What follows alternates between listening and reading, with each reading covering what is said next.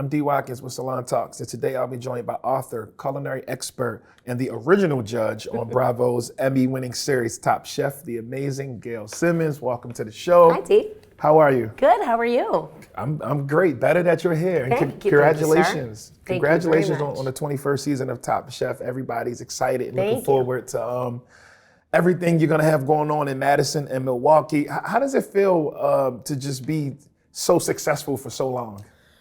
It definitely is unexpected that we have been on the air for so long. I mean, television shows come and go, but to have 21 seasons under our belt feels pretty amazing. I mean, I think television has changed so much in that time. That is, they say is a generation, right? 20 years, and we've surpassed that in seasons. We, I think, have seen such a massive change in television, in food, in eating and cooking, and it's awesome to think that we had a small piece to do with it. Like, I think at this point, Top Chef can take the credit for contributing to the changes in the way that America eats, in the way that we think about food, talk, cook.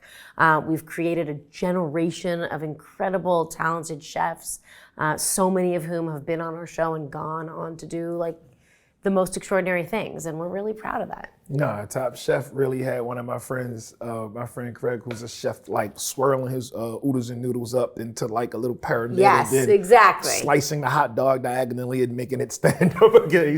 He's plating Indian. That's right. We created I love it. monsters, but we're actually really proud of it because I do think that even though sometimes we can't believe that, there's a lot of silly language and food can get really crazy, of course, on social media and things like that, we are proud of the fact that it also made people so much more aware of what they eat, so much more aware of the way that they cook, of what they eat when they go out, where they go. Mm-hmm. And I think in a way, the show changed the economy of restaurants in America.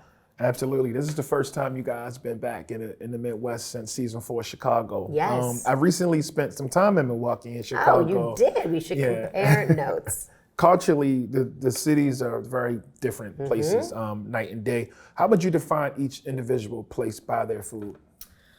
Well, Milwaukee was interesting. Truthfully, I had never been there before until we went to shoot there. So I sort of love that when I go to a city with very little preconceived notion of the food scene. If anything, I underestimated Milwaukee. When you go to a city like Chicago, it has such a big reputation from a food standpoint. Obviously, there's so many heavyweight chefs there. Chicago is really the epicenter of a lot of incredible food, and many movements about food have been started there. It has incredible, massive communities of immigrants and populations that have done so much for the food industry. And Milwaukee is sort of like its lesser known little brother.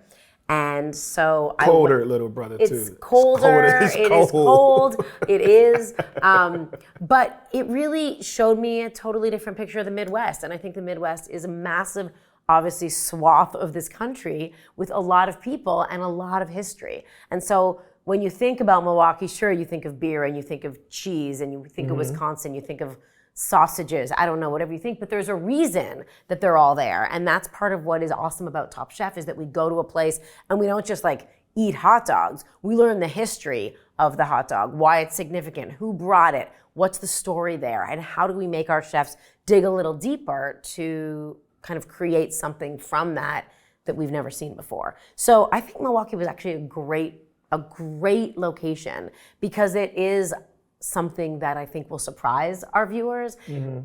The season before, our 20th season, we were in London, and everybody knows a lot about London. London is one of the great cities of the world. It's massive, and it's a huge sort of food city on the world stage. Milwaukee less so, but there's a lot going on. It's really up and coming, and I think that this will change people's views about the city. So Wisconsinites are prideful, and you already mentioned the bratwurst, but I want to talk about cheese curds, frozen custard, the beer. Actually, of them all, what is your favorite Wisconsin staple? Frozen custard, without a doubt.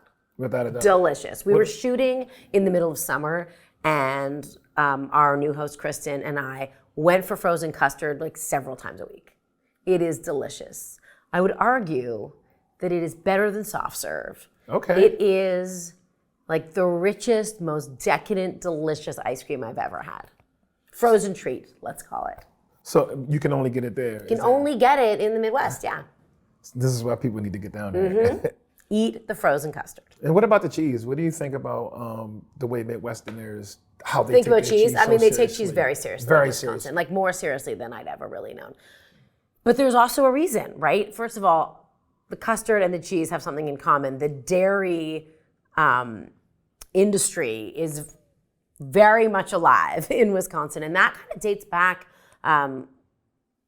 tens of, dozens and dozens of years, really till before the Second World War, and how the dairy, how I understand it, agriculturally, the dairy farming community was struggling, in the Great Depression, and the governor of Wisconsin mandated that every meal in a restaurant had to have dairy, had to have butter, had to have cheese. So frozen custard was born. I mean, I might be generalizing and telling the story a little simply right now, but that's why there's so much cheese. Butter burgers were born there. And the cheese making industry in Wisconsin is incredible. And I'm not talking about just like big hunks of cheddar and cheese curds. I'm talking about like beautiful, nuanced, artisanal cheese made by some of the greatest cheesemakers in the world. Yeah, it's hearing you talk about it, it's making me hungry. But Yes. we're gonna get through this. That's the point. That's the point. One of our favorite chefs, a Salon favorite, Kristen Kish, is taking over as the host, who was a Top Chef winner. Yes. What do you think she's going to bring to the table? Having Kristen come on and take over for Padma was just an opportunity for a reset for the show overall, because we've been doing this a long time. And when someone new comes in that position, it causes us to question, to change, to tweak, to evolve. And I think that's what keeps Top Chef fresh. And Kristen will do that for sure. She'll bring her own style. She's a professional chef. She's won the show. So having a winning contestant as the host gives an enormous amount of empathy, I think, for the contestants. She treats them in a completely different way. She has a different relationship with them. She really understands what they're going through. She addresses them differently, but also she inspired us to make a lot of other changes to the game and to really up the ante, to make it harder, more challenging, more exciting, to put in a few more twists and turns along the way. And she also just has, her own style. And I think that that'll just feel really new. And we just loved having her around. She's such a giant ball of sunshine. She was awesome. Yeah, we're looking forward to it. Anything else fans should be looking forward to this season? We just, as I said, we made a lot of changes. There's some changes to the way we run our quickfire challenges, which are the quick challenges in the first part of the show. We used to give immunity to the winner of a quickfire challenge, and we've taken that off the table for quickfires. We're still giving away money, so there's incentive to win the quickfire, but now immunity only comes if you win the elimination challenge. And that's a huge change. It sounds like a simple tweak, but it's a huge change to how contestants then have to play the game and strategize. So I think you're gonna see how that shifts everybody's mindset. You're now executive producer. Yes. Congratulations. Yes, thank you. Has taken on an executive role presented any new challenges? It has. I've always been involved in the show. Tom and I, Padma too, from the beginning, have always contributed, have always given our thoughts. It's always been a really collaborative effort. Our producers have been with us a really long time. And so we all work together naturally. So I've been consulting as a producer on the show for years, but to come in as an executive producer just gave me a little more sort of hands-on insight into some of the issues in the show, and it opens up kind of greater discussion pieces that I can get involved in, which I love. I love being behind the scenes. I love figuring out myself how I can help more, how we can make it bigger, how we can make every episode better and different, because the show's been around a long time and we're only going to stay on the air if we keep it fresh. Tom was on last year, and he said that one of the things that he loved about the show so much is that the judges made decisions, Yes. the producers. Yes, did. that's true. So it wasn't some producer just sitting behind the curtain That's right. saying, do this and do that. It was all natural. Can you talk about how important that is? So there's this evolution that we've seen in reality television over the last 20 years or so, and I definitely think that Top Chef is a great example of it. It used to be that reality shows were sort of performative, and some shows might have made decisions about contestants being eliminated or not or sticking around longer than maybe they should have because they were good for TV, because they were charismatic or they were controversial. Top Chef doesn't run that way. And Tom really has been our sort of North Star in leading that charge. We've never made decisions, and our producers have always trusted us in this. We've never made decisions based on anything except the food that we eat from the chefs. And it has to stay that way in order to be fair. I don't care if that person is great for camera. In the early years, there was a lot more drama. But what this has done, ensuring that we make decisions only based on the food in front of us, not based on the personalities of the chef, is that it ensures that the best chef wins. Right. And it ensures that we have a fair and honest playing field and very open discussions about food where we can give our honest opinions, we can be constructive, and we can have really great conversations with the contestants because we're not like looking for an answer. We just want them to break down their craft, to speak freely to us, and we want to be able to do the same instead of trying to like hide or create drama or sort of try and lead them to act a certain way. That doesn't fly on our set. And I think it's just made it a better show because of it. I think over the years, like we've all learned that you are an expert. Like you know this, like, you know. I eat a lot. I eat a lot, D. And we trust you. We trust you a lot. So my question in terms of judging, if you have two dishes in front of you and they're both, you know, whatever the top is, 5-star level meals, and they're plated perfectly and there's a beautiful story behind each dish, how do you choose between meal A and meal B? That's the best and worst part of the job, right? That's the goal, right? We want all the food to be amazing, but the better the food is, the harder the job gets. So that's why there's 3 of us and then a 4th guest judge every episode, because we're all gonna have slightly different takes on every dish. And it's not a dictatorship, you know, it is, well, I wouldn't call it a democracy because the chefs don't get a vote, but you know, it is a collaborative effort between the 4 of us on every decision that we make. We all have to agree, we all have to be comfortable with the decision, and we all have a chance to state our opinions and then convince each other about making those decisions.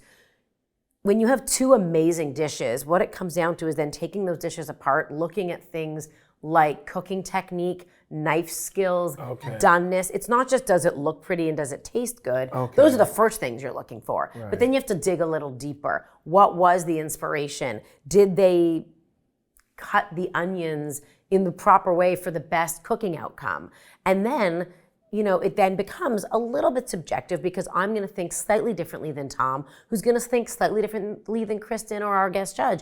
And it just becomes a really great conversation. And at the end of the day, we convince each other, we change each other's minds. We don't always go in thinking the same thing, but we come out believing that we've made the right choice together. You ever like go home one night, fall asleep and wake up and say, damn, maybe I should have picked. Right, you know, not often. That's a good question. I have never, on the long term, regretted a decision that I've made on the show. And I think that if we did, we wouldn't leave the judges' table.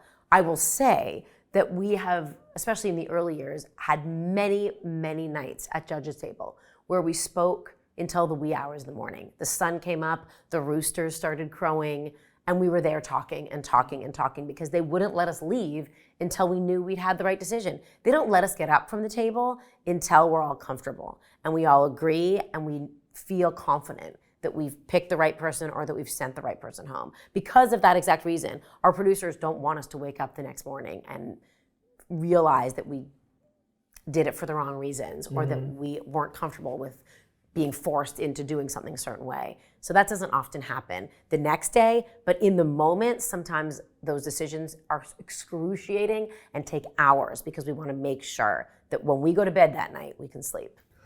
I feel like Top Chef is as brilliant as it is intimidating, right? It is intimidating. I'm a pedestrian in the kitchen, but I'm in this phase where I'm trying to like learn how to cook more things at home. That's great. That's the point of the show. To inspire you, right? What advice would you give me in terms of learning to be my own little Top better chef? Cook? Yeah, for sure. So obviously Top Chef is about professionals, right? All the people on our show, all the contestants have been cooking for 10 plus years. They are at the pinnacle of their careers. They are not amateurs. Our show is not an amateur show at all. So we're not looking for amateurs who think it would be fun to be chefs. but we are looking to inspire you in the kitchen, to make you think about food, to make you try things you've never tried, go out and eat a different dish or buy a new ingredient. And so I would say, people ask me a lot, you know, how are you a foodie? I'm not a foodie. I don't like cooking. I'm not good at it. People love to tell me how they're a bad cook. And my answer, which is the same answer to your question, is you're not born a good cook. The same way you're not born a pro basketball player, right? Hours of practice. You're not born knowing how to play the piano. That doesn't mean that some people aren't better at it than others, but I do believe no matter who you are, if you do it enough, if you practice, if you put the time into it, then you will become a great cook. Anyone can be a good cook. It just requires focus, attention, and a little bit of passion. I would be nervous if you were sitting at my dinner table. I mean, I would be kind of nervous. I would be nervous. It makes me so sad because all I really want is people to cook. I don't need them to cook fancy food. People think that I just eat 12-course tasting menus for breakfast, lunch, and dinner. I really don't. Wait, you don't? I know. It's true. It's like the last thing we want. What's on Top Chef is obviously amazing cooking, and it's an extreme, and I feel really lucky that I get to eat all that food. But in day-to-day life, like when I go to a friend's house or when I'm out for dinner or when I'm like coming to someone's house for the first time, I just want them to like love being in the kitchen. I'm happy with a box of spaghetti and a can of tomato sauce if you've, been happy making it. It's funny because I can imagine telling my wife, "Hey, my friend Gail's coming over for dinner." Oh, who's Gail? She's only been eating the best food for like the past 21 years from the best chefs. You know what? I'd make it easy. I'd help. I just want to cook together. Pressure's I'm fun. off. I swear I'm fun at a dinner party. I heard you reference your mom running a cooking school and your dad making his own wine. Can you talk about your family influence on the way you, how you look at food and how you judge? Sure. It's funny to think back to the influences on your life because you don't always see them when you're growing up, right? It's only when you become an adult and kind of come into your own self and figure out who you are that you realize that those things were inescapable. My mother was a cooking teacher. She ran a cooking school out of our house, and she wrote a food column for the national paper in Canada, the Globe and Mail, while I was young, for the first probably 10 years of my life. But it was just something your mom did and you didn't think much about. I didn't realize what a trailblazer she was and how that would obviously very directly influence what I did with my career. She went on to have a second career. I grew up, went to college, never thought about food until really the year that I was graduating college. And only then when I told her and my father and their friends that I really loved food and I wanted to learn how to be a cook and I wanted to go into food media, did they all say, well, obviously, like you're just like your mother. Like your mother. And that would sort of like, that would crush me a little bit. I didn't want to be just like my mother when I was 21. What 21-year-old wants to be told that they're just like their parents and that their destiny is like out of their own hands, I thought I was being original until they pointed out that it actually wasn't very original. But those phases are funny though, right? I know. It's like when you're young, you're like, I'm not my parents. Then when you get older, you're like, oh, okay, Mom, I understand you a little better. When you have your own kids, you're like, okay, I'm ready to forgive you. That is exactly, and you're like, wow. And then not only are you ready to forgive them, but you are in awe of them because you're like, how did they do this and manage the kids and raise us to be generally decent people? It is hard work. But I'm very grateful to both my parents for that. And my father, while he wasn't a cook, loved great food, loved traveling, and he liked food projects. So like he made his own wine, he made his own pickles, his own applesauce, and all those things add up. And I think they really helped me to formulate what I ended up doing in my adult life. So I have a 4-year-old and she won't eat anything unless she helps, unless she has to, she pushes her chair next to the stove and she literally has to throw things in the pot or she won't touch it. I don't, she's my best friend, but she's a tough person to get along with at times.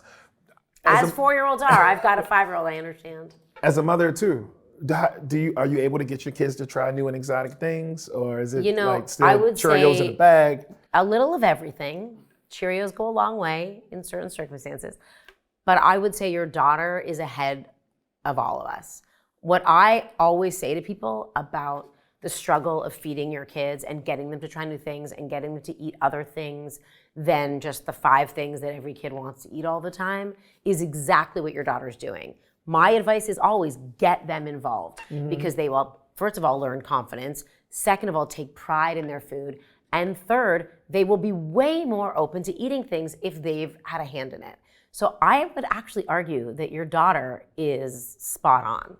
And you just keep doing it. And the more you do it, first of all, it's great time together, right? That's like quality time. Because otherwise they just want the screen and then you're fighting with them to get off the screen and who knows what else is going on.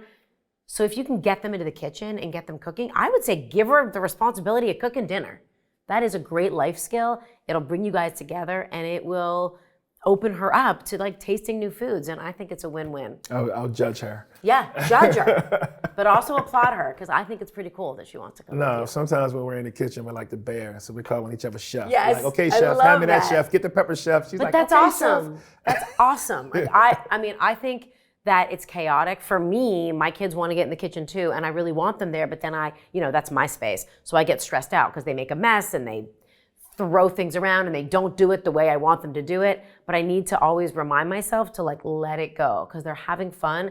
And it doesn't matter if it comes out perfectly or not. The fact that they're involved and that they want to hang out in the kitchen with you, I think that like is really the important piece of the puzzle. So with social media, TikTok, the explosion of DIY culture in general, how do you think the conversation around food has changed? Everybody's an expert. I think in that South Park episode when they discovered Yelp. So everyone was walking into restaurants saying, I'm a food critic, I have Yelp. It's true. When I said we created monsters, I was serious. Yeah. There's pros and cons, I think, to all of it. There is the problematic issue that now everybody's a critic. Everybody can go on social media and take down a restaurant if they don't get what they want. It makes everyone think that they can, like there's a lot of damage that they can do if they don't understand food and real food criticism that people study years to do properly, right? And to do justly and to understand what actually goes into running a restaurant, how hard it is, the challenges that they're facing, so that you can understand why restaurant experiences aren't always as you want them to be and how you can improve them and make that a constructive conversation. So that's the downfall of social media and the Yelpification of the world, right? But the pro that I think is actually really amazing is that it's also democratized food. Okay. Everybody has a voice now. So you as a restaurateur can't treat some people some way and other people another way because you don't know who those people are and they have the power to have a voice and to change the conversation. And you can't dismiss certain people and then treat other people like VIPs just because they are food critics or because they, are your regulars. You want to treat everybody with dignity. You want to give people great customer service. And I think it forces restaurants to up their game in service. Absolutely. And to make themselves better and improve themselves because now they're getting feedback from 500 directions. And if they're a good restaurant and if they have a good sense of self and understand what their mission is, which is to feed people and make them happy, then within reason, they'll take that feedback and they'll improve. And I think that is the best part about the social media food phenomenon. Historically, the industry has been dominated by men, and you have been at the forefront of producing stories where women are at the center. Can you walk us through some of the challenges, and then just let us, give us some female chefs that we should be looking out for? Yeah, that's a big question. That we can support. Sure. We had to end with a big one. That's a big one. We have come a long way. When I was cooking, when I was like a line cook in my early 20s in New York City, I was the only woman. I was the only female in both kitchens that I cooked in, and was the only female in a lot of the work that I did, let alone seeing people of color. It was really an area that was in need of vast damage control, vast reset, reorg, and it was very inaccessible to a lot of minorities. And in the last 20, 30 years, there has been huge changes, especially in the last really 8 years. We have seen a calling out of the kind of toxic culture that was pervasive in restaurants. Not all restaurants at all, but there was a part of restaurants that was very male dominated, and that was glamorized because it was this like tough, cool space. But it was also really inaccessible and really untouchable for a lot of people. And there was a lot of difficulty penetrating them, getting people access and opportunity. So I think we've come a long way. I think now there is a lot more women in professional kitchens, and we're trying to focus a lot more on giving women not only opportunities to be in kitchens and cook in a culture that is open, accepting, honest, fair, equitable, but also the issue is having women rise to the top. Because it's one thing to be a line cook. It's another thing to give women and minorities and people of color opportunities to lead, to be managers, to be owners, to be founders, to be the people at the top of the food chain. And I do think we've come a long way, but we're not there yet. So for me, it's about finding those stories, telling those stories, and finding funding. Like funding is a really big thing. Finding funding for minorities to run and own restaurants and be the face of the industry, and investing. There's still, I'm not going to get the statistic right, but there's still a big statistic of like when a woman asks for funding, they get it far fewer times and at a much lower rate than when men go out for investing in the restaurant space. So we've got a long way to go, but telling these stories and lifting up all the people who had traditionally been excluded from those spaces, I think is the only way to do it. Well, we thank you for doing the work, and thank you for coming on. Thank you very much. It's a pleasure to talk to you.